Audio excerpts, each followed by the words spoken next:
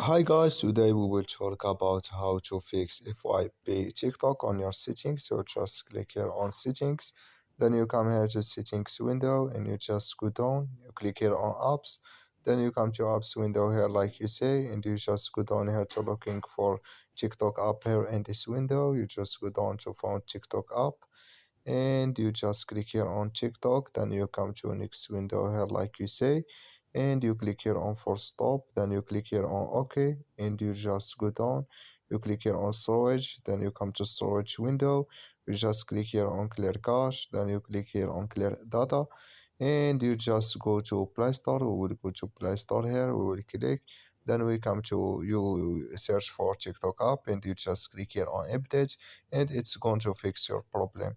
So that's all now. I wish now I get it. Thank you for your watching. Don't forget to support us by like and subscribe, and see you in next video.